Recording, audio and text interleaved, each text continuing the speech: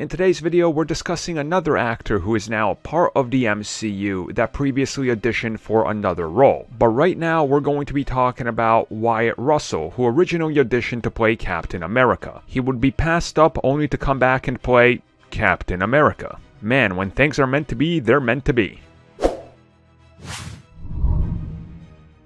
So in a recent interview with Good Morning America, Wyatt Russell really got to talk about his history in Hollywood. Now, when it comes to, who his father is, there's a lot to live up to there. I mean, there's quite a lot to live up to there. And one could argue that no matter what he does, I don't think he will ever be able to measure up to his father, because that is just a legendary career at this point. I mean, trying to live up to the glory of a film like The Thing, that seems almost impossible to me. I mean, somebody will argue The Thing is a terrible movie, but hey, you do you, man. You do you. Anyways, Wyatt Russell was like, hey, yeah, let's talk about me playing Captain America. So, yeah, the first time he got to actually audition in Hollywood for any role, he went in for Marvel Studios to audition for Captain America, to play the character in Captain America, the First Avenger. And he was making it through a couple rounds before they started narrowing it down and he was passed up upon. But obviously he stayed on Marvel's radar because he came back to play, well, U.S. Agent / Captain America. And I honestly think that's kind of cool. Like, these types of stories really, I find interesting because it's something that always ends up having a cool story in the end. Like Henry Cavill, for example, same thing. He auditioned from the early 2000s